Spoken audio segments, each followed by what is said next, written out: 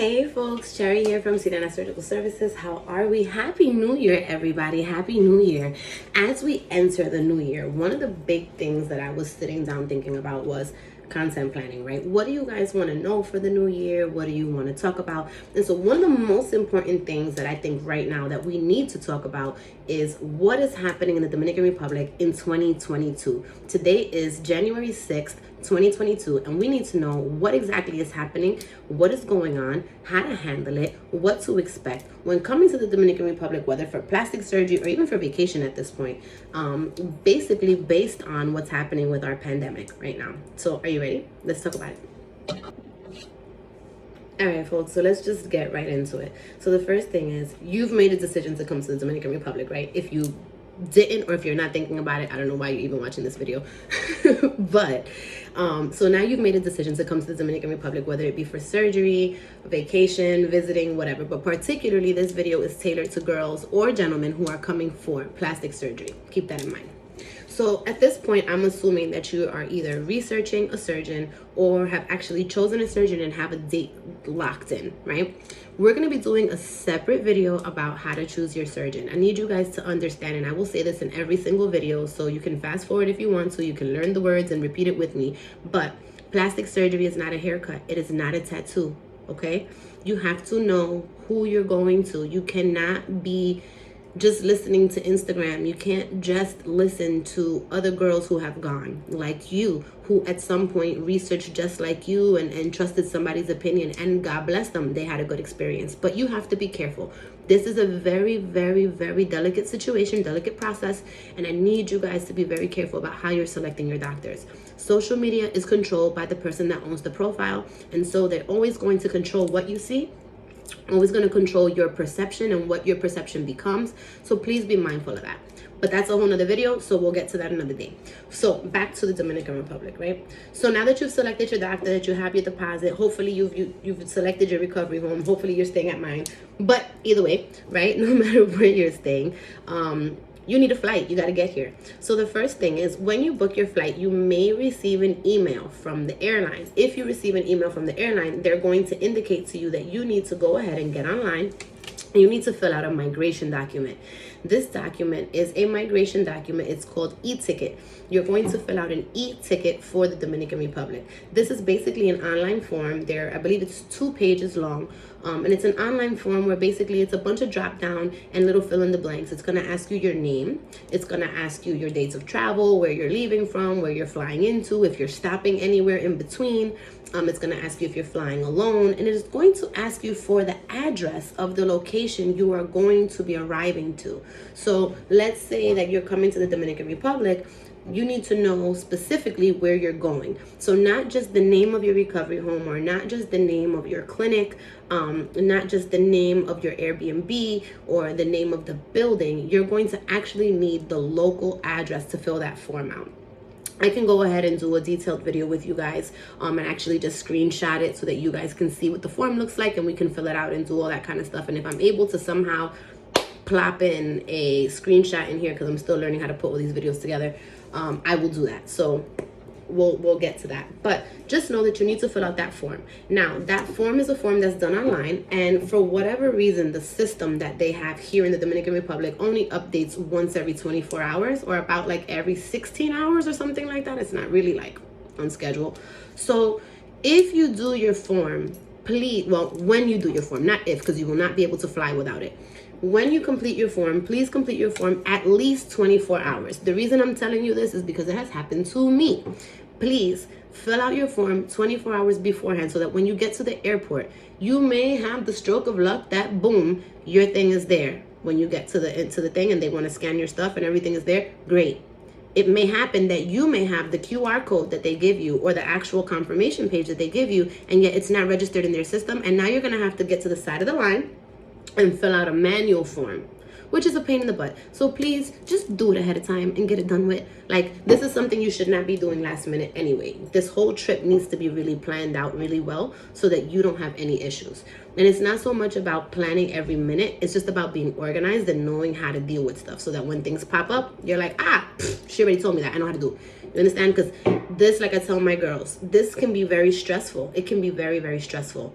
let me stress for you, please don't stress. Okay, that's the first thing. The second thing is, obviously, you will need a passport. This is a question that is, I didn't think I would get it as often as I do, but it is a very common question. In order to come to the Dominican Republic, you need a United States passport if you are an American citizen. If you are a citizen of any other nation, any other country, you will need to get a passport from that nation or country or wherever you're a citizen. Depending on the country, depending on the place, you may need an additional visa. Coming from Europe, coming from the United States, you don't need that. So you're good to go. Okay. Now, when it comes to entry, right? So now you've booked your date, you've got your recovery, you've got everything set up. Hopefully, you've sent your flight information to your recovery. They know that they need to be picking you up at the airport, right? Cool. But now you've landed and you're about to get off. What happens? So when you get off the plane, you're going to go through immigration first. You're going to grab your carry-ons and you're going to go through immigration first. They're going to stamp your passport. They're going to ask you where you're staying. Nothing crazy. That's it. It's not like an interrogation. They just want to know, hey, how many days you're coming into the country? What are you doing here? Are you on vacation? What are you here for? Blah, blah, blah. Say vacation. And that's it. They're gonna let you go. After that, after they stamp your passport and everything else, they're gonna send you into the luggage area, and then you're just gonna wait for your luggage. You're gonna go grab your bags, and then you're gonna go through one more checkpoint, which is usually customs, making sure that you don't have items that needed to be taxed. So you're gonna go through there, and then once you go through there, you're done. You're out, and your transportation should hopefully be outside waiting for you, right? Now, one of the things that I didn't mention when explaining this check-in process to the DR was vaccine or vaccination status. So vaccination status right now is not super important in the Dominican Republic in terms of entry or re-entry or even exiting. So you are able to enter the Dominican Republic right now without the requirement of having a COVID vaccine or COVID booster. Okay, that is the first thing. You don't need it to come into the country. Now, you will need it to leave. In order to go back to whatever developed nation you're coming from, whether it be the United States, whether it be England, whether it be Canada, which is where most of my patients come from, US, Canada, and Europe, you guys are going to need your vaccination cards, and you're going to need some type of quarantining. You're going to need, additional documents that clear you for flying, all that kind of stuff. You may want to make sure that you tell your doctor, because although you would think, oh, most of the patients that see that doctor come from outside, so they know the deal. Don't go by that. Make sure that you ask your doctor for a document that says you are cleared to fly, because you can get to the airport, wait online, do that whole 9, and then they tell you you don't have a document, you don't get to leave. And so be on top of that, okay? Now, back to the vaccine stuff. So with the vaccine, like I said, you don't need it to come in, but once you're here in the country, in order to go to the supermarket, in order to go to anywhere, the bank, anywhere, you will need to show proof of a COVID vaccine. But I'm going to get back to you on that, because we're going to talk a little bit more about stuff that comes before you roaming the streets, okay? So now the next thing is testing protocols. So COVID, right? With COVID, obviously, we know, unfortunately, we've all lost loved ones. We've lost friends. We have had significant amounts of friends and family members who have been admitted into the hospital, who have been sick, who have needed additional care, all that kind of stuff. And so it's an extremely dangerous situation, unfortunately. And so I want you guys to be mindful that most surgeons, and if your surgeon doesn't have one, I think this should be a red flag. But most surgeons and most clinics, most facilities have a COVID protocol. And so right now, although previously you only used to see a pulmonologist if you had a smoking history, if you had, asthma history, now, they're saying, oh, well, if you've had COVID in some clinics, you need to see pulmonology.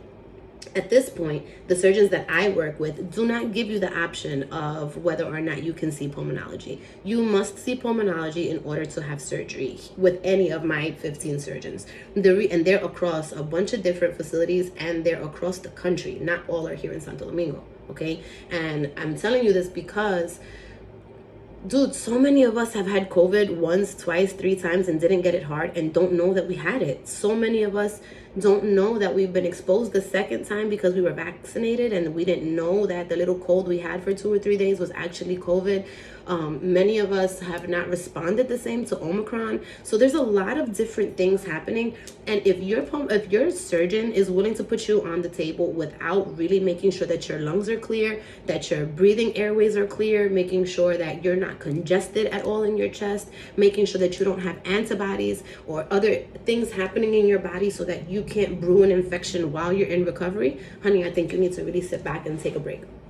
I think you need to really, really, really look at it. So that's something that I would tell you. Make a note. Ask your surgeon, what are your protocols for screening for COVID? What are your lung protocols right now? Additionally, ask, are there any extra fees? Because see, typically, when we're not in a pandemic, right? Pulmonology, hematology, endocrinology, all of those type of specialists cost additional money, and then they all want extra money for testing. So you got to pay to see them, right? To consult with you. And then you have to pay to do the test that they want so that they can know what exactly they've talked about with you, right? To give results and clear you for surgery. So previously, all those things were extra. You will notice that there have been price hikes. And the reason there's been price hikes is because some of these costs have to be included. So for example, my prices at least went up $175 minimum when just talking about pulmonology, because all my patients have to go and see a pulmonologist. And then after they see the pulmonologist, they have to do a chest CAT scan. And that's completely separate from the chest x-rays that are already included. The chest x-rays show you more bones and hard things and stuff like that. But the chest CAT scan will actually show you congestion and fluid and pus pockets and things like that, which are super important for us to know. You have to breathe. The most important function before eating, before sleeping, before walking, talking, anything, is for us to breathe and to supply oxygen to our body. So please make sure that you feel confident with your surgeon and what's happening there, because there's so many things that we don't know, and that's not the time to find out when you're laying on the table with a tube in your mouth and you can't breathe and you can't talk. Okay, we agree on that? All right. So we talked about testing protocol. Sorry, I look at my notes because if not, I forget. So we talked about bringing extra money. We talked about pulmonology. We talked about chest CAT scans. Do not be cheap. That's another thing. Do not be cheap, because this is your health. If you're gonna spend $6,000, $7,000, $8,000 on a new booty, you need to make sure that you can spend $60 on checking your lungs. Okay, because you're gonna go home with a big old booty in a box. Not on my watch. Then Postop. So Postop, you will find that things are a little bit different nowadays because of COVID. So right now, for example, my recovery house, and I know several other recovery houses as well as several surgeons, are making the recommendation that you do not go out, that you come only for your follow-up appointments. You go only where you absolutely need to go. This thing about, oh, I'm in another country, I want to go explore, I want to walk, I understand all of that and I get that, but I think that's a decision that you need to make within yourself before you come here. You need to understand that if you're making the decision to come here for surgery, you need to understand that it's a very serious process and that it doesn't just start the day of surgery. It starts beforehand. Think about COVID. It takes 7 to 10 days for these symptoms to come in. So you get here on a Friday and hang out Saturday, Sunday, go to pre-op Monday, have surgery Tuesday, go home Wednesday, and guess what? You end up with an infection next Tuesday, fever and everything else, 4 or 5 days after your surgery, feeling like hell because you decided that you wanted to walk around in the hood to just explore. Listen, you got to understand that if you're coming here during COVID, you're coming here for a reason. Get what you came for and go home.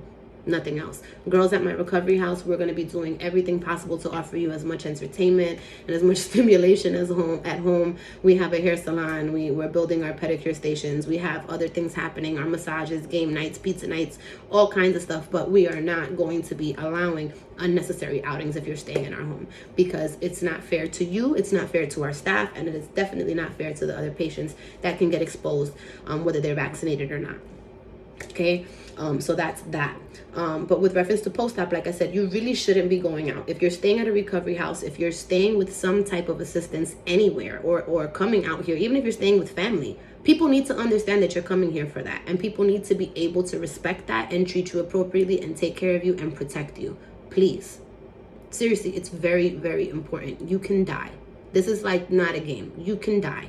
Forget about making plastic surgery. Oh, like a Dolly, like a Dolly. Yeah, you're going to be like a Dolly in a box in the dirt. Okay? Seriously. And so outside of that, I want to make sure that you guys understand that these are the things that are super important. Credit cards are available, debit cards are available. ATMs are not as accessible as they are in the States, so please make sure that you bring American money with you. Do not change all your pesos. I don't care what you do, the value changes every day, so you want to make sure that you do not change all your dollars on a day that it's like 54 and then tomorrow it's 57, because now you cheated yourself out of 3 pesos per dollar that it just too much. Don't do it. And yeah, in terms of preparing because of COVID, that is pretty much it. You want to make sure that you do your migration forms, that you pack appropriately, bring masks. You'll need masks everywhere. Bring some type of hand sanitizer, some type of something just for your own PPE, you know, your own personal protection. It's very, very, very, very, very important.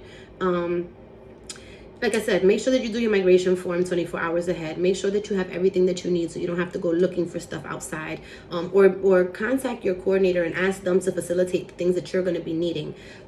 Also, like I said, the vaccine, you don't need it to come in, but you will need it to go home. So make sure, because the States is saying that in order to leave or in order to do anything, you got to have it. So that's that. And then outside of that, you know, anything else that you need in terms of supplies or anything that you're missing, I'm sure that we can get you here. I'm sure that we can facilitate whatever you need here, especially if you're one of my girls. You're not going to be missing anything.